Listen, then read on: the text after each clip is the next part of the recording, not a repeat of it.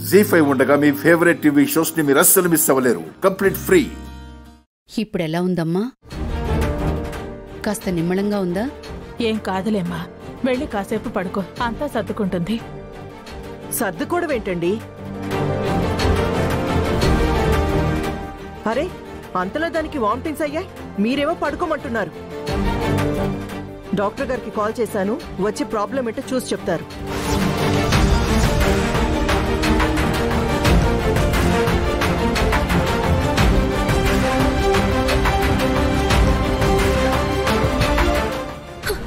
దేవుడా, ఇప్పుడు ఏంటి చేసేది? నేను ప్రెగ్నెంట్ అన్న విషయం డాక్టర్కి తెలుస్తుందా? రండి డాక్టర్, ఒకసారి చూడండి. Okay madam.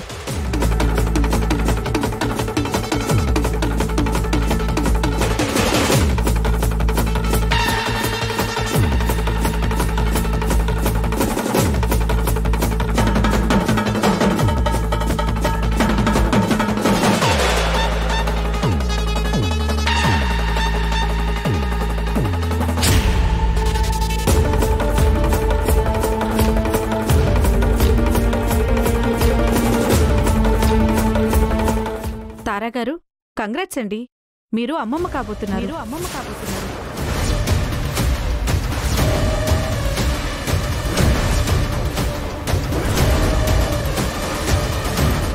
వాట్?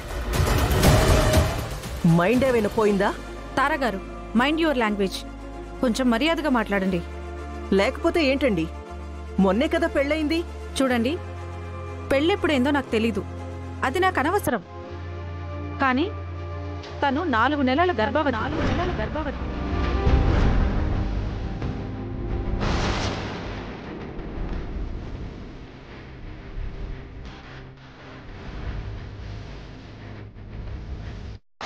మేడం, మీ అమ్మాయికి అబార్షన్ అయిపోయింది.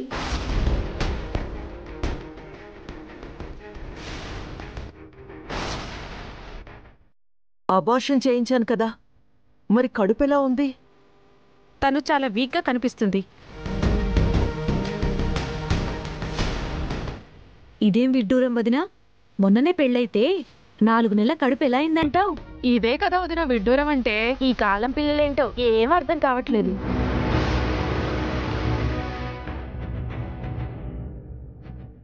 అందుకేనేమో వదిన కోట్ల ఆస్తి ఉన్నా లేచిపోయి గుళ్ళో పెళ్లి చేసుకుంది.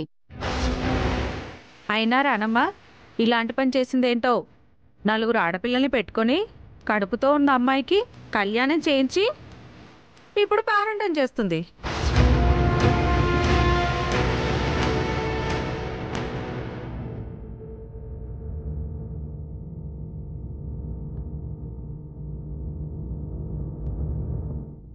అయినా ఈ డబ్బున్న వాళ్ళ ఇళ్లలో ఇవన్నీ కామనే వదినా. Stop it, stop it, stop it, stop it.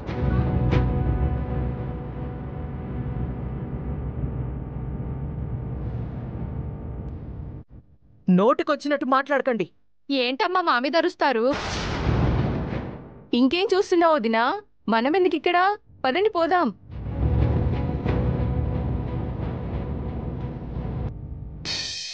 అమ్మ హిమా, ఏడవకమ్మా, నా తల్లి కదూ, కడుపులో బిడ్డని మోస్తూ ఏడవకూడదమ్మా.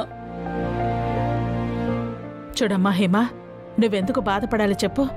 ప్రేమించిన వాడినే పెళ్లి చేసుకున్నావు. ఏదో తొందరపడ్డారు, అయ్యిందేదో అయిపోయింది. ఇప్పుడేమైందని చెప్పు? అది కాదు దినా, హిమ ముందే వాళ్ళు ఎన్నెన్ని మాటలన్నారు, అలా అనొచ్చా చెప్పు?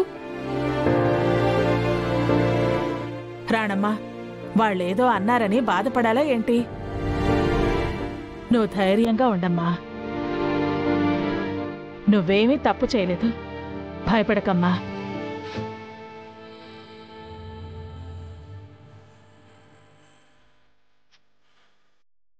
ఒక బిడ్డకి జన్మనివ్వబోతున్నా, ఒక ప్రాణికి, ఈ ప్రపంచానికి పరిచయం చేయబోతున్నా. దానికి నువ్వు గర్వించాలమ్మా. వదినా, బుజ్జమ్మత్త చెప్పింది నిజం. ఎవరో ఏదో అన్నారని బాధపడకు, నీ వెనక మేమంతా ఉన్నాం కదా. అవును హిమా, మేమంతా ఉన్నాం కదా, బాధపడకు. నువ్విక్కడే ఉండు, మాలో ఒకదానిలా భావిస్తాం. అవును హిమ, పెద్దమ్మ వాళ్ళు ఉన్నారు కదా, ఎందుకు టెన్షన్ పడతావు? ఎందుకు ఏడుస్తున్నావు? చూడు తల్లి, నీ కన్న తల్లి నీ కడుపులో బిడ్డని చంపి నిన్ను వేరే ఎవరికో ఇచ్చి పెళ్లి చేయాలనుకుంది. అది తప్పు. అందుకు వాళ్ళు బాధపడాలి.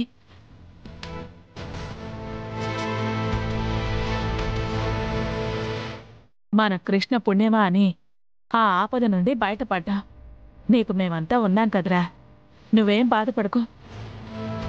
అమ్మా హేమ, నువ్వు ఈ ఇంటి కోడలివి. ఇది మన ఇల్లు. మేమంతా నీ వాళ్ళమే కదా.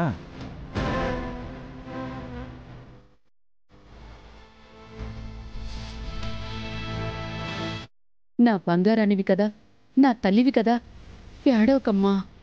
ఇలాంటప్పుడు సంతోషంగా ఉండాలంటారు. వీళ్ళందరివి ఎంత మంచి మనసులు, ఎంత మంచి కుటుంబం ఇది. సొంత మమ్మీ కాదని వెళ్తే సొంత వాళ్ళలా వీళ్ళు అక్కున చేర్చుకున్నారు. వీళ్ళని తప్పుగా అర్థం చేసుకున్నాను. వీళ్ళే లేకుంటే పాపం హిమ పరిస్థితి ఏమై ఉండేదో కదా. Great people, great family. హిమకు న్యాయం చేయాలి, హిమ బాధ తగ్గించాలి. అన్నగా ఇది నా బాధ్యత. నా బాధ్యత నేను పూర్తి చేయాలి. హిమ కళ్ళల్లో చిరునవ్వు చూడాలి. చూడు బాబు, కడుపుతో ఉన్న నీ చెల్లి కంటతడి పెట్టుకోవటం అంత మంచిది కాదు. నీ చెల్లి కాపురాన్ని నువ్వే సరిదిద్దాలి. దానికి నువ్వే ఒక అడుగు ముందుకెయ్యాలి. అవును హిమ, మేమంతా నీ వెనకే ఉన్నాం. హిమని అత్తారింటికి పంపిస్తే గాని తన శోకం తీరదు.